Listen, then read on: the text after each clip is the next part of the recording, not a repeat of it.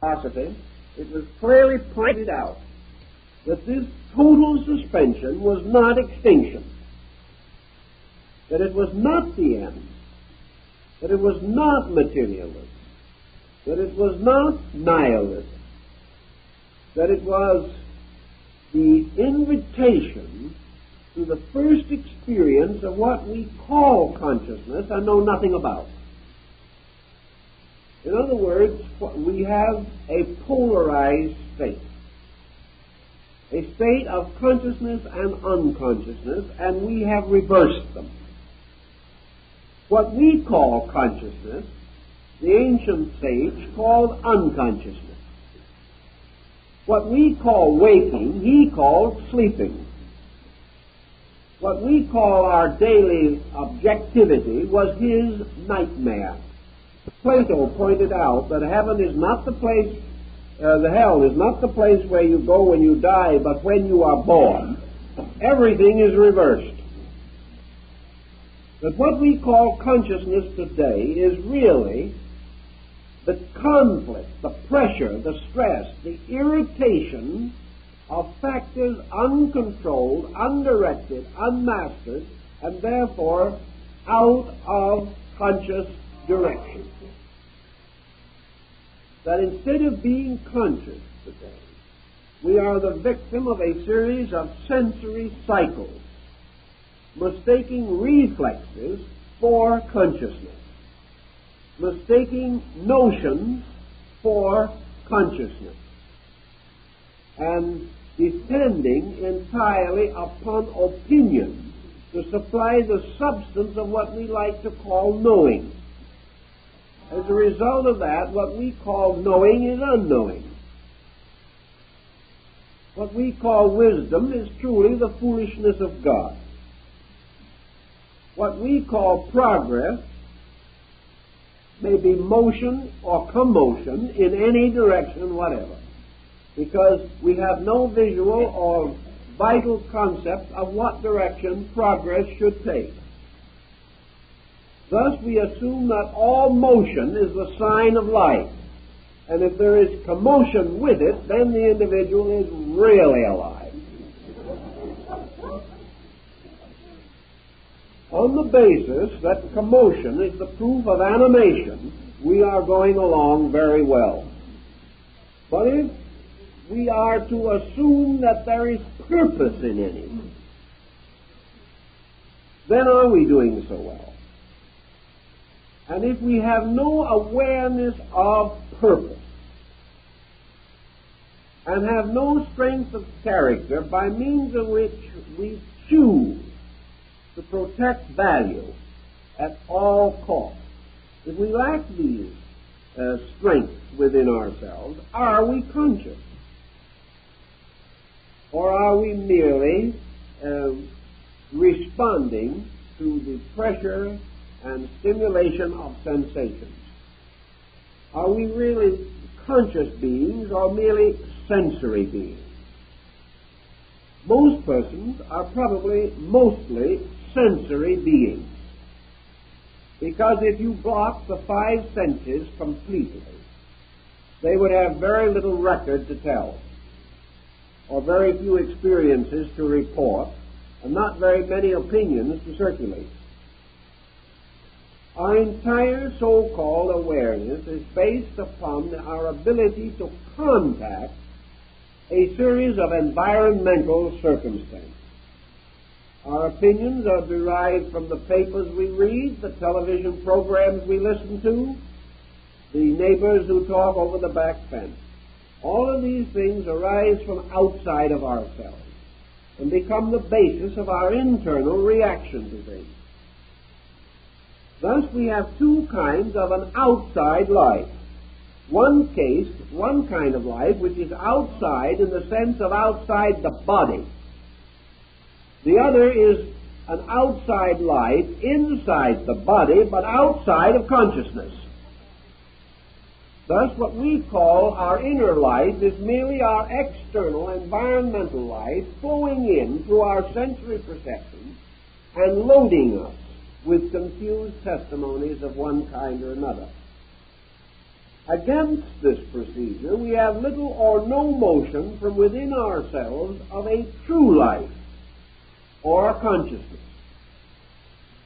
We might say, we probably should say, that without consciousness we would be unable to record these external factors.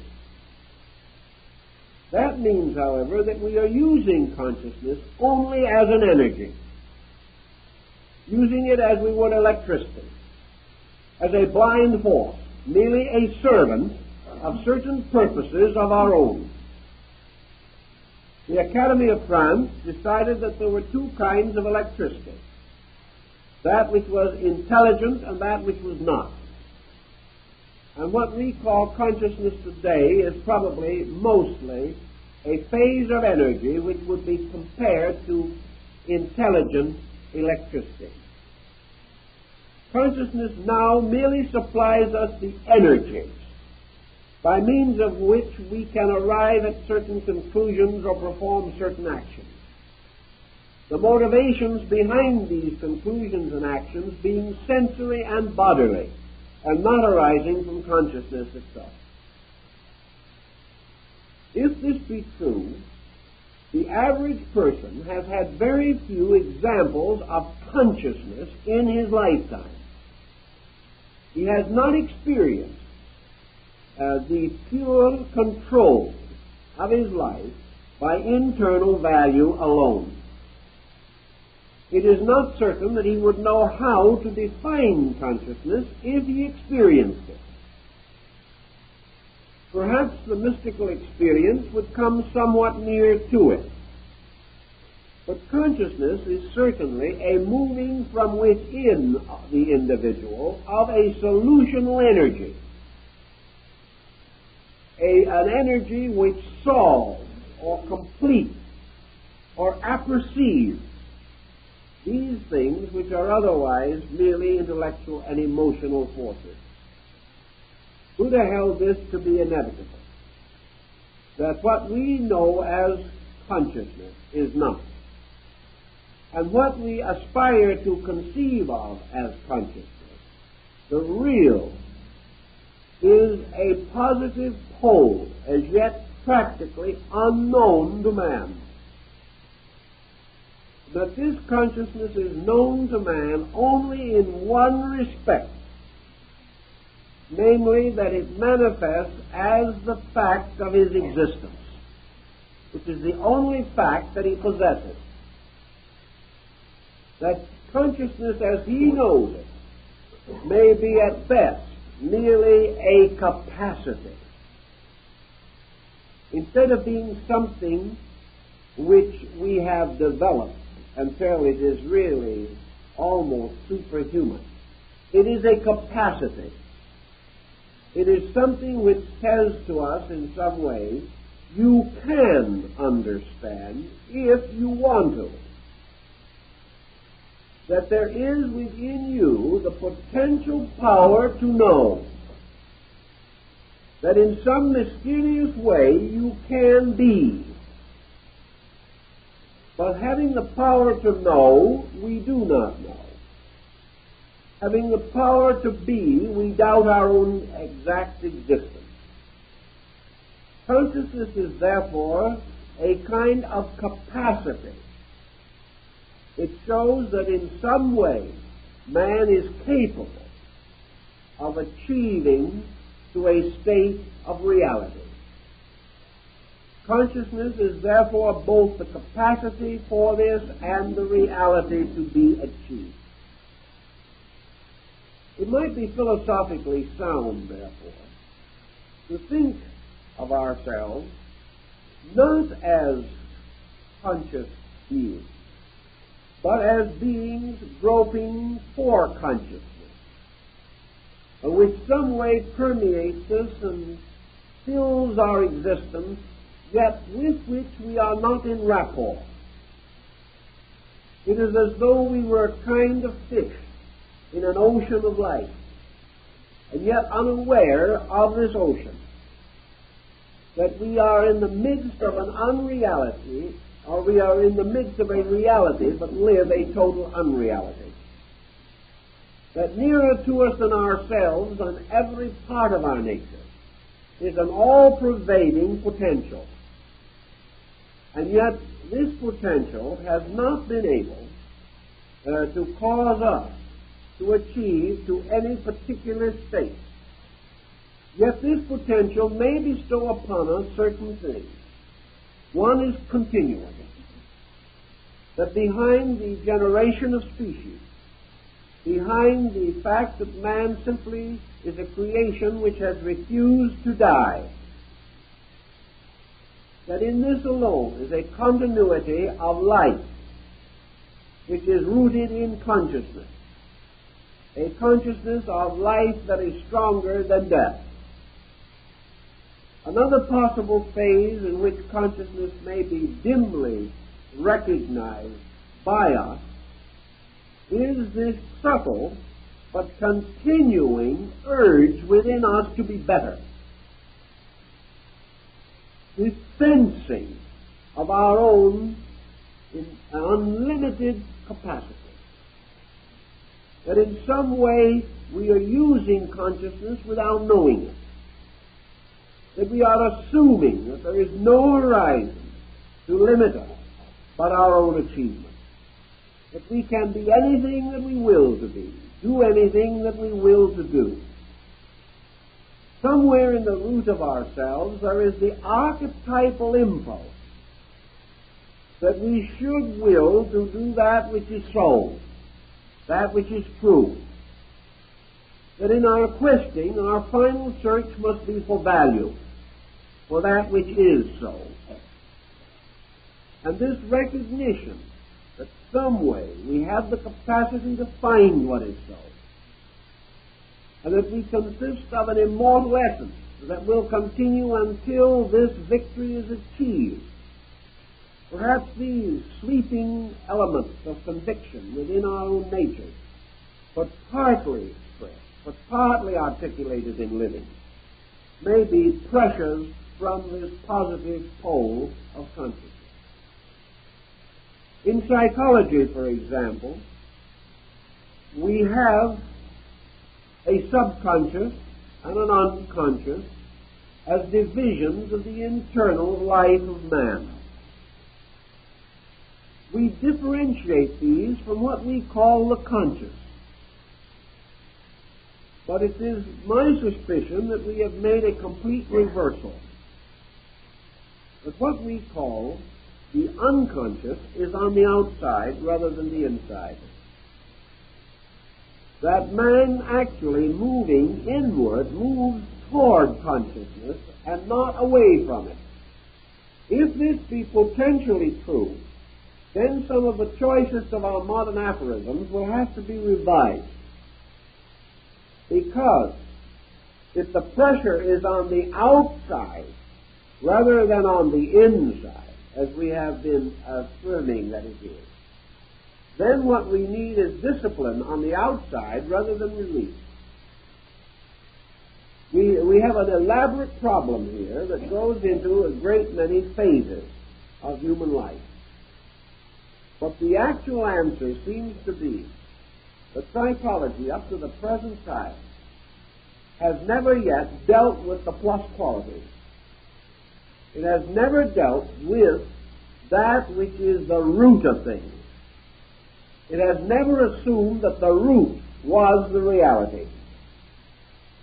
It has always assumed that within man is locked a mass of unreality. That is true to a certain degree.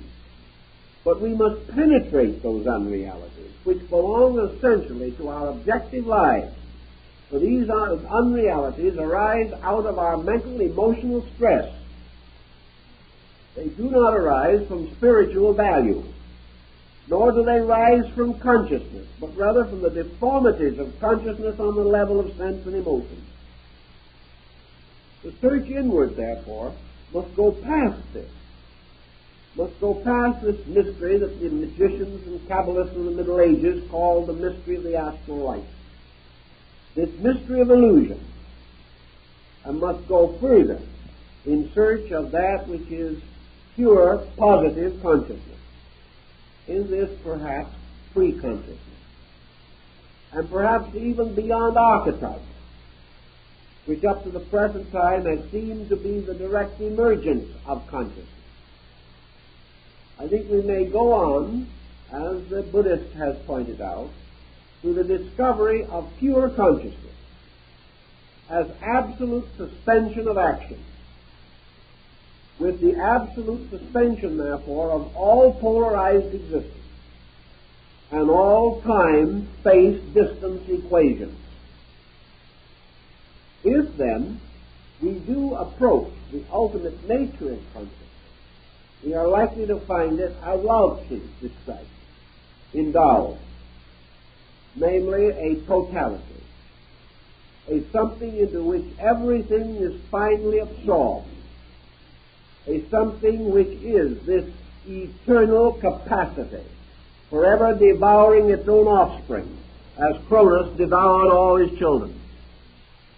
In this sense also, we can understand perhaps how the mystic, in his search for consciousness, has therefore passed through the search on the level of clamor, the search on the level of glamour also.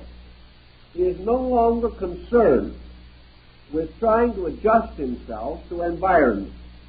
He is seeking to adjust himself to principle, to cause within himself, realizing that if he can do so, he can never be out of harmony with environment.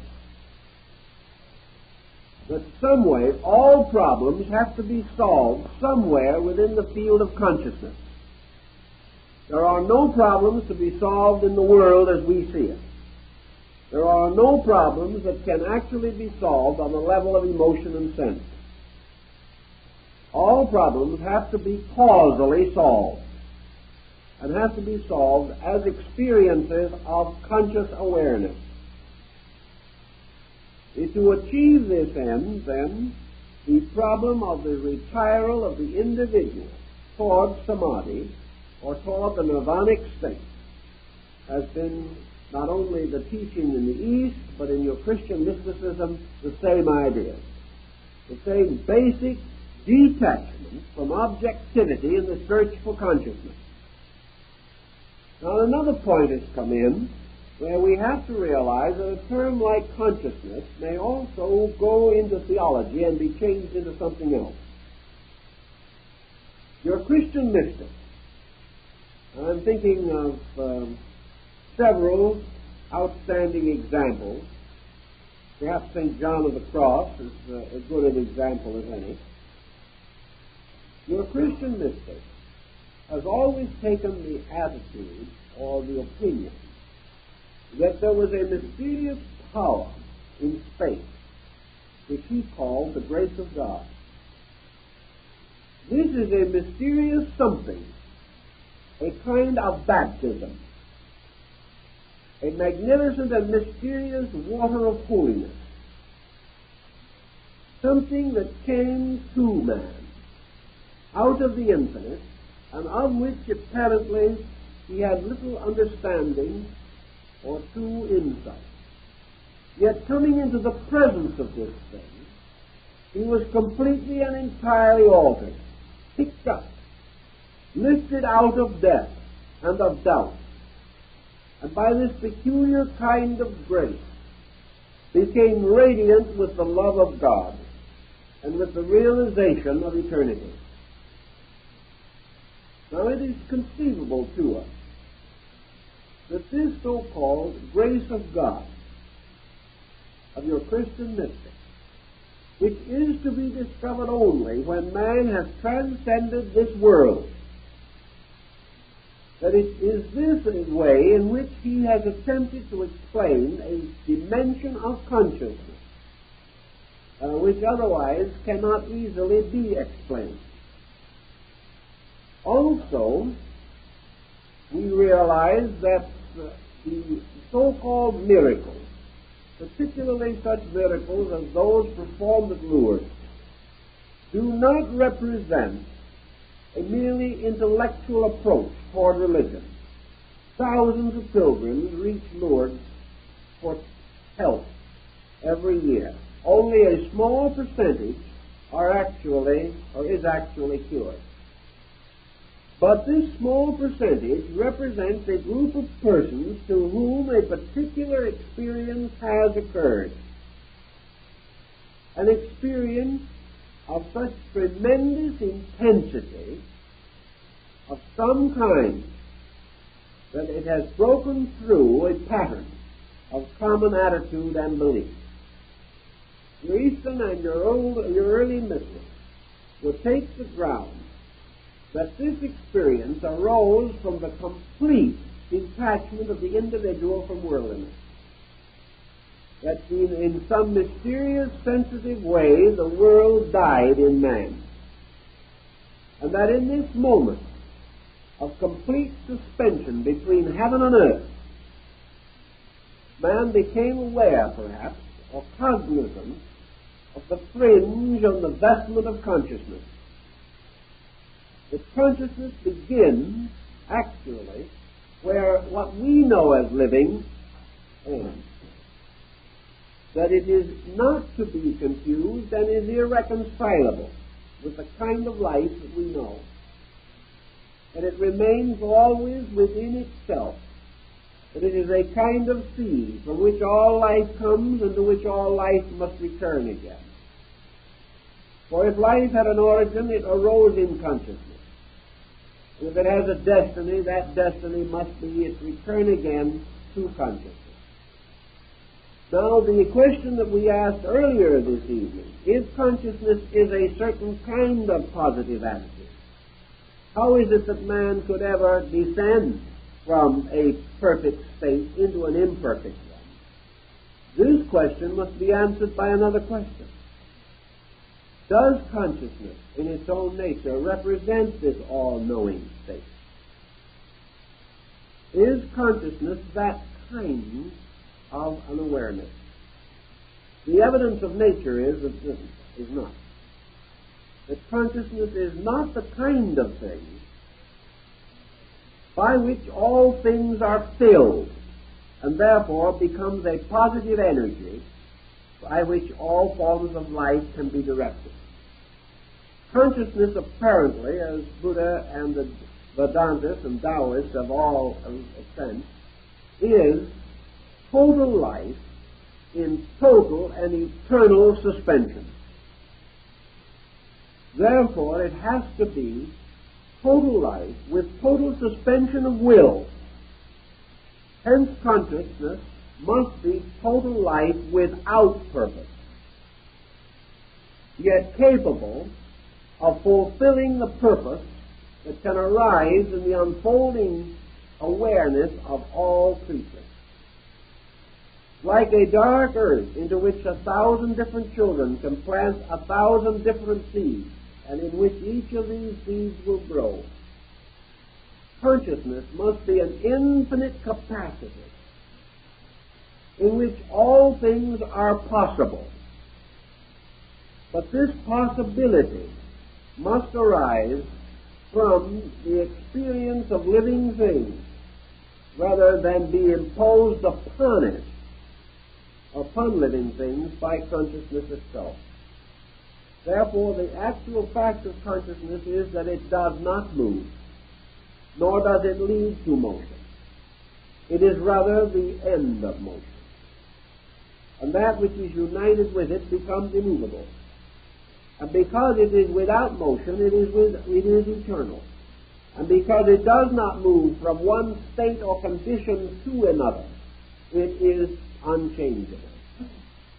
Thus, by degrees, as we take away from the concept of consciousness all that limits, all that cannot be truly adjusted to even our immature idea of what totality could be, by degrees we strip away from consciousness all illusion, all delusion, and all error. That which remains undefinable. But it does have a complete freedom from all of the terms and attitudes with which we are familiar. Thus, in the ancient idea of things, Tao, or consciousness, in its true sense, was this great ocean into which life returned. It was this tremendous cup that captures and holds life.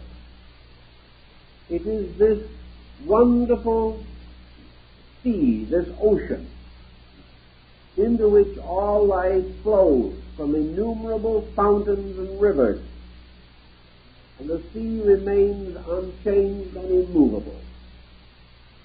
Now, in Buddhism, if life theoretically moves from this state of ignorance along the path of discipleship and liberation, until finally, through the total suspension of error, it reaches this tremendous sea of life, merges itself with it, and vanishes like the drop of water returning to the great sea. What then follows? Buddha does not tell us in his discourses, but he implies and intimates certain things. He said to his disciples that he did not answer these questions because the answers are not profitable.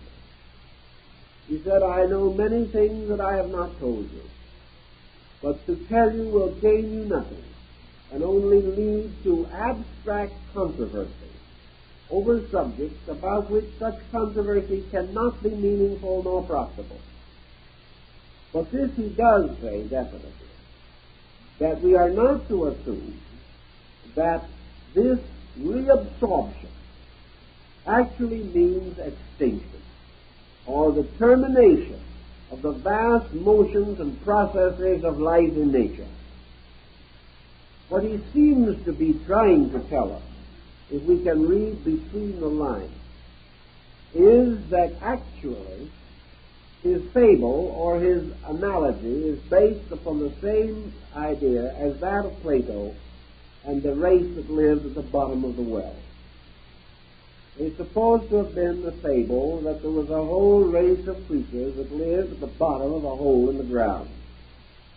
And these people wrote books and became very learned and wrote and described the universe, just how it was made and everything, and explained that the universe was the hole in which they lived, that there were no other holes, and that there was no other place in space except their hole, that they all lived here together, and that the entire knowledge of the race, of the world, of everything was contained in this hole in the ground.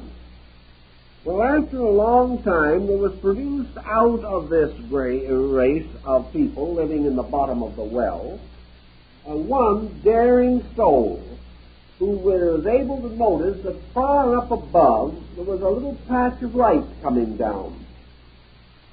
And they told him that this patch of light, of course, was God, and that therefore that all you did to it was worship it. But this fellow kept looking up and watching this patch of light, and he saw that at night it disappeared and things like that, and he began to get very interested. And at last he gained the courage to climb up the side of the wall of the well. It was a very difficult journey, but he ultimately achieved it, and finally came to the edge of the top of the well and looked out upon the world around him. And he saw mountains and plains and people and animals and birds, and he saw grass growing and flowers and rivers and all kinds of things, and he suddenly realized that there was a great world up here that no one previously had appreciated or understood. So he hastened down the well to share the good news with all his friends below. They pronounced him mad and refused to even climb the well and take a look. And when he insisted upon this procedure of going around and telling them about what was happening up above, they finally decided that he was not only mad but dangerous, and it was up to them to confine him and make certain that he no longer perverted the public morals of the people living at the bottom of the well. And the story apparently is a clever takeoff by Plato on the trial of Socrates, the man who dared to take a look over the top of the well and see what was going on in the larger universe. The analogy to consciousness, I think, is this: that what we call living what we call consciousness today is the common conviction about value of the people living at the bottom of the well. Somewhere along the line, great prophets, messiahs, teachers, sages, and saints have dared to climb the wall, or have climbed the wall, taken a look around and come back and told people that that is not the way it really is. These saints have all, of course, been regarded as neurotic or perhaps as mad, and when they were too successful in describing the situation, they were conveniently executed for the protection of their fellow men, lest others take the delusion. Thus, by degrees, we have locked ourselves in the bottom of the well, destroying everyone who tried to bring us out. In our personal lives, we have locked our consciousness in the bottom of the well of our sensory perceptions, our environment, our traditions, and most particularly of authority, which has been the deciding of our minds by the minds of others. Out of all of this situation, we have a new concept of consciousness. Or rather, in this case, consciousness is the way things are outside the well. If then we go up to the top of the well finally and take a look around, we come into a world that is totally different from anything that we have known. We cannot go back and explain it, because those who live at the bottom of the well have no words or thoughts suitable to understand what we have seen, because they have not seen. But this is not where the analogy ends, and Plato very astutely pointed out the next point, namely, that when man's own internal energy, by the mystical experience, are able to contact the world above the well, or outside the well, and this experience returns again to the sensory factions of man's nature, his own emotions, his own thoughts, his own mind cannot accept or understand. They cannot find the symbols necessary. Therefore, the individual returning from an experience of that kind cannot record it to his own consciousness or his own personal life. He does not know how to bring this experience through to his objective awareness. Thus, a pure experience of consciousness probably could not be remembered, because it would not awaken any association mechanism by which it would be tied to the presently familiar. Thus, the ecstasies described of the saints and the mystics have always been something exceedingly wonderful. That's all. Something about which there can never be any clarity of explanation. Once also the individual who lives down in the bottom of the well climbs up to the surface and comes out of the well. As far as the people on the bottom of the well are concerned, he is gone forever. He is dead. He has ceased to exist. He has gone forth into a non-existent place, which means that he has to be a non-existent being to function there. No one ever expects him to come back, and he probably does not. But not for the reason that is assumed.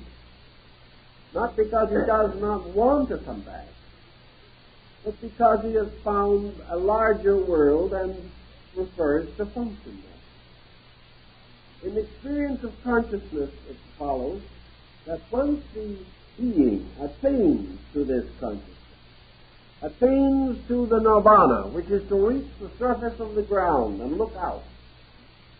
For those below, it is the end of everything. He's gone. For himself, it is the beginning of reality, for he has just found out the fact.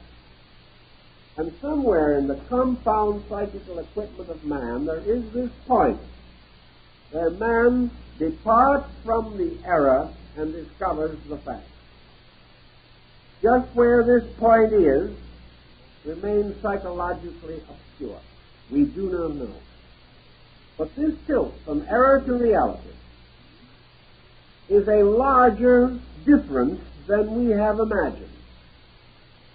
Reality is not just our present illusions with some minor reformations. It is not just 1 more percent added to the 99% of what we know now. Nor is it a shuffling around of these existing factors into a new pattern. According to the ancients, consciousness, when it awakens, is an instantaneous and complete transformation of everything. Everything moving from death to life, from appearance to fact, from the things as they seem to be to the eternity of thing as it is, and what appears to be and what actually is. These are so different from each other that we have no cognition of it. We are still hoping that we are going to gradually push our way along the line of science, discovery, and art, and all these subjects, and that we are pushing our way into the presence of truth.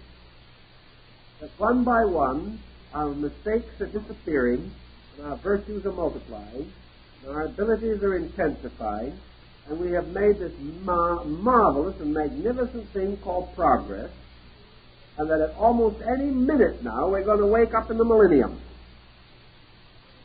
We've always had that feeling, but for some unknown reason the millennium has been a little slow in appearing. And at the moment it does not seem as close as it did last week before the Lebanon situation got quite as tense as it is now. Just about the time when it looks like we were really arriving, we invent something else. I have to start all over again to try to put the world back in order. Actually, there is a question as to whether we'll ever win this way. Actually, the probabilities are that the fact of the matter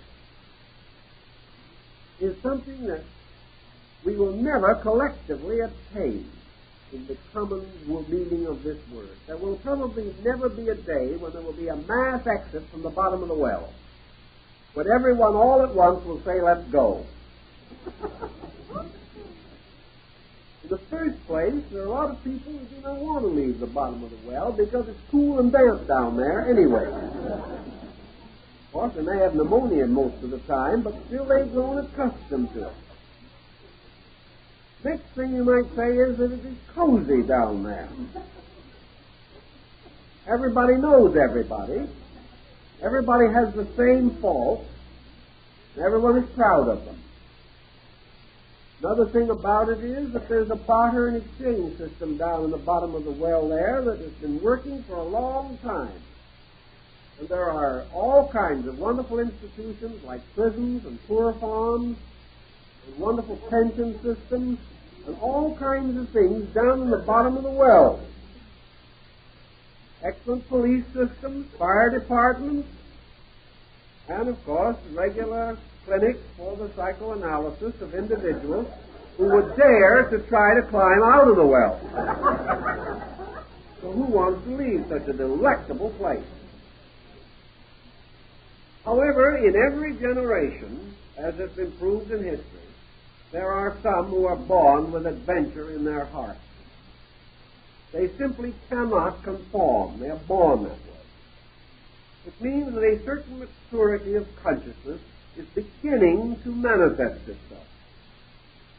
They're still part of this mystery at the well bottom, but they are rebels against it. And we find the nonconformist. We find that individual who is sometimes called the crank that makes the world go round, and takes the crank now and then to do it. So we have the free thinker. We have the nonconformist, who becomes an object of some concern to others. Therefore, they are rather happy to see him depart on his long journey, and they hope he will not come back. To him, it is an adventure. To them, it is a well-justified punishment for the general attitude that he has taken. So he climbs out of the well by degrees. But this is not going to be a common motion, because it means to separate oneself from authority, from tradition, from ancient policies, and from immediate profit and advantage.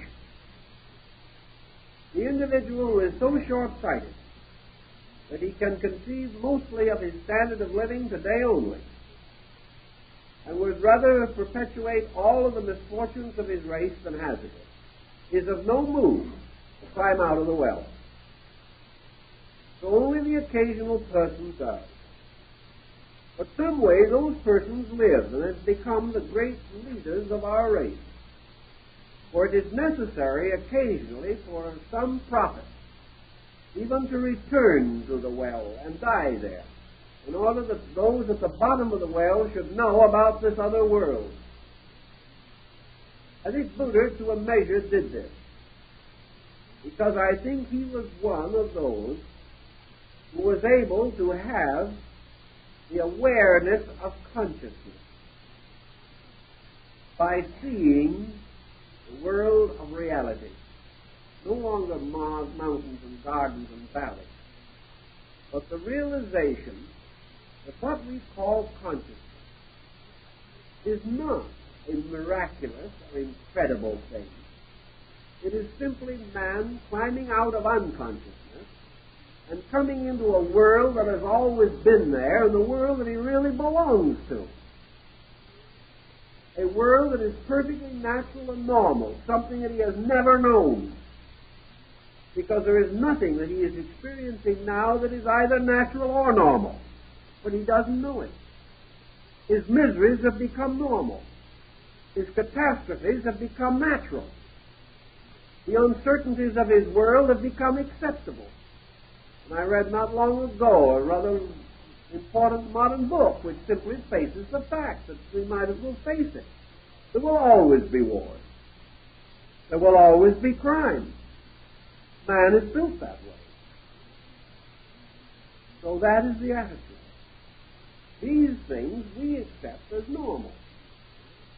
We regard peace with certain misgiving. Perhaps it will represent a depression in the long run because there won't be enough markets to get rid of our surplus.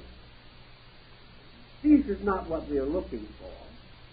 We are looking for immediate convenience and comfort and security, but we will hazard security to retain advantage.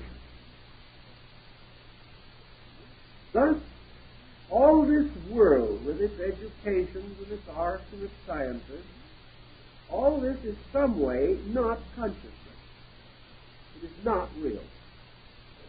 It isn't an illusion in the sense that you can put your finger through the middle of it. It isn't there. It is there. But it is illusional in the sense of value.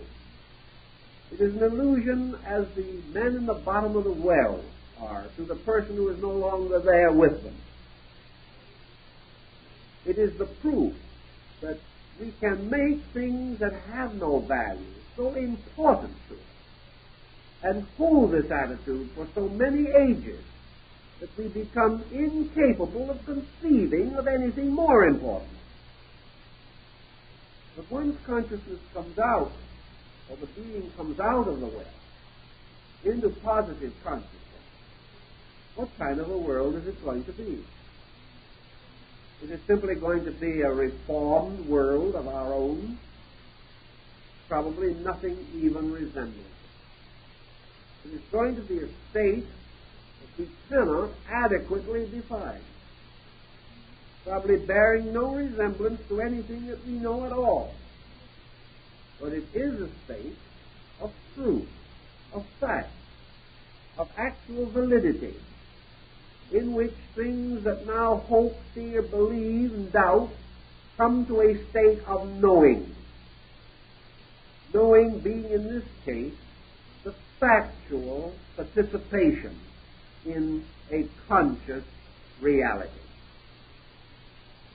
You may find that in that state, that as some of the Easterns felt, that consciousness absorbs us, and we become parts of it, that only consciousness itself goes on. And that this consciousness that goes on is normalcy, is real, and is eternal.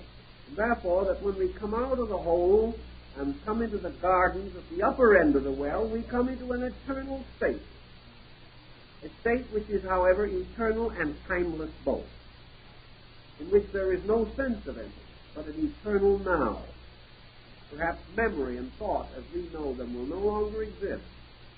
Perhaps sensory reflexes will have completely ceased.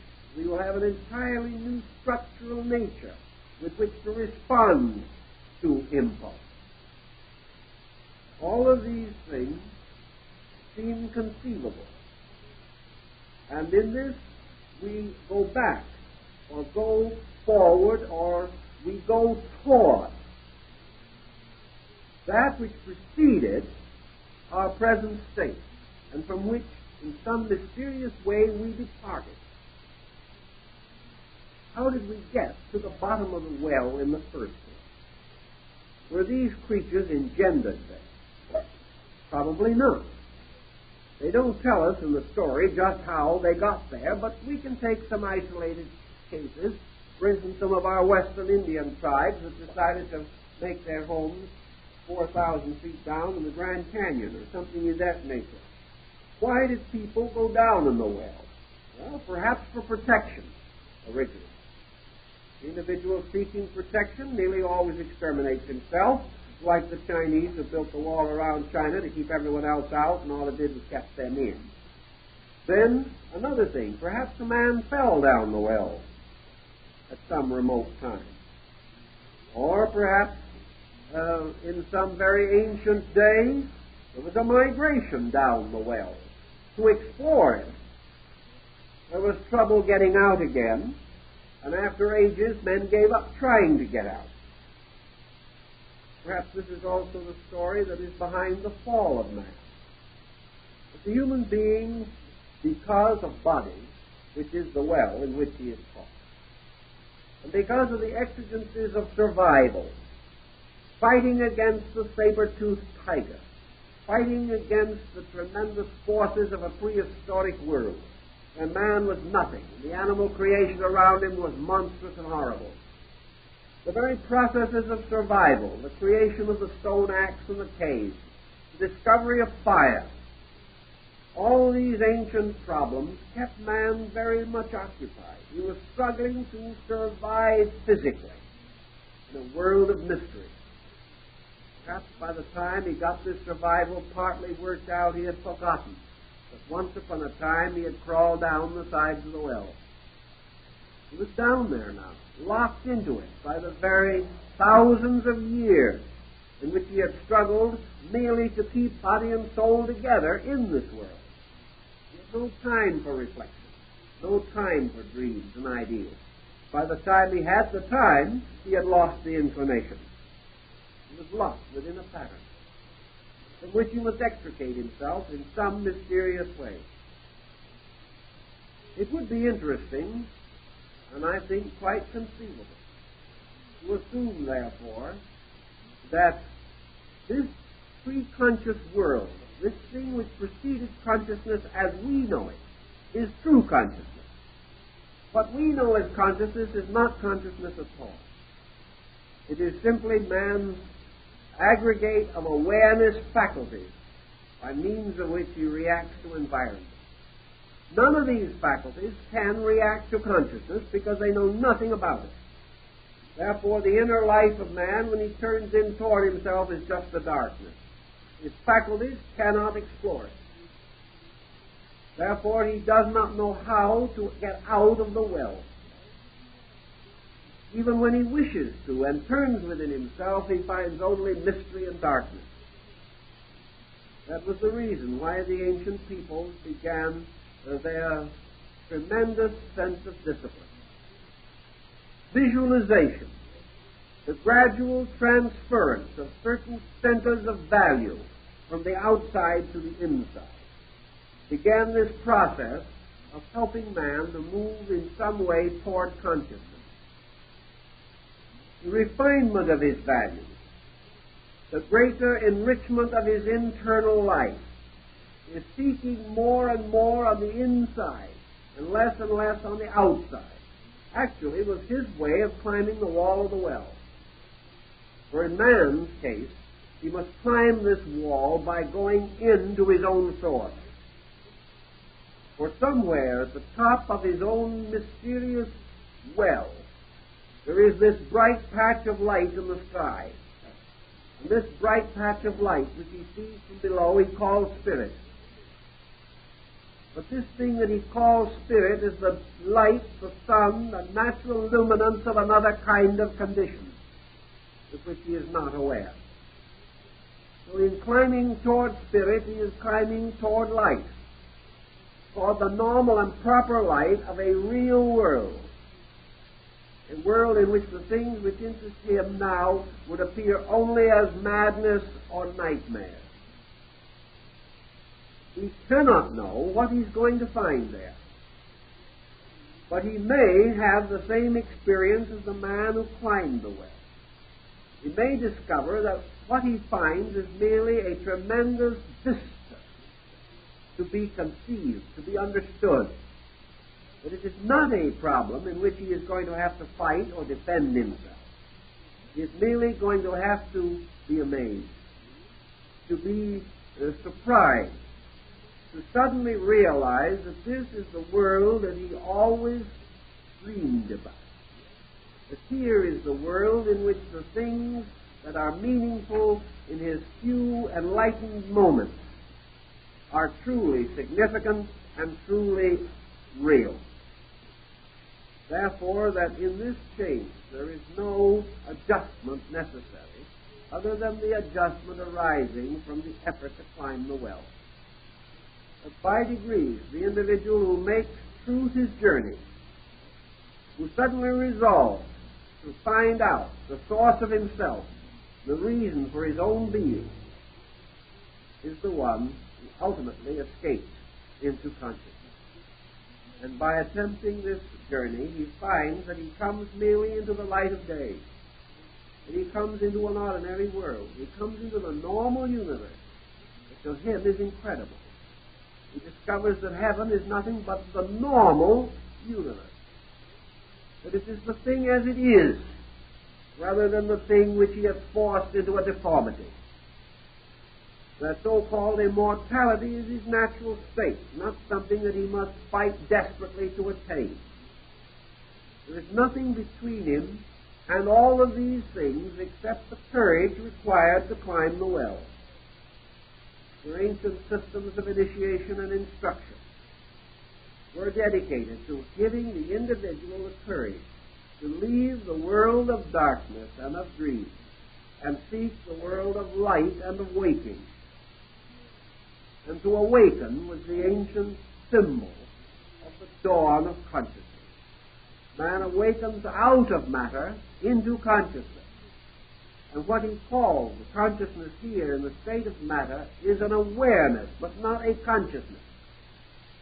Some way this awareness is rooted in consciousness, but not adequate to direct him without inspiration, without guidance, without benevolent leadership from more enlightened teachers and guides. But in all cases, what we are trying to do is to discover a superior state of consciousness, which may lead to health, may lead to many other things. Its complete acceptance is beyond us at the moment. Its complete experience we cannot now have. But if we accept the philosophy that this concept is essentially true, then we can begin to loosen the bonds which bind us to sensory orientation and escape by degrees the tyranny of attitudes and authority, the despotism of darkness, and we will slowly develop the adventurous insight which will lead us to climb out of the well. These things come to us from thought and meditation and reflection.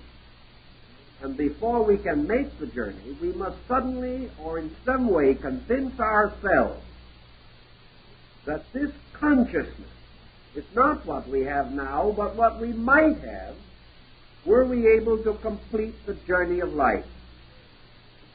Thus, this consciousness to which we seek to return was that which was before the present state. It existed long before the people fell into the well, and it will exist after the last person has climbed out of the well. The world of the well is an incident, but the great world of life, which contains many wells, is a reality. A man moving up to it suddenly comes into normalcy, suddenly comes into common sense, value, and reality, and purpose. These are the elements of a very great drama that the ancients unfolded to us. Guess we'll have to leave these elements for the moment and come back to them again next week, so it looks like time is up.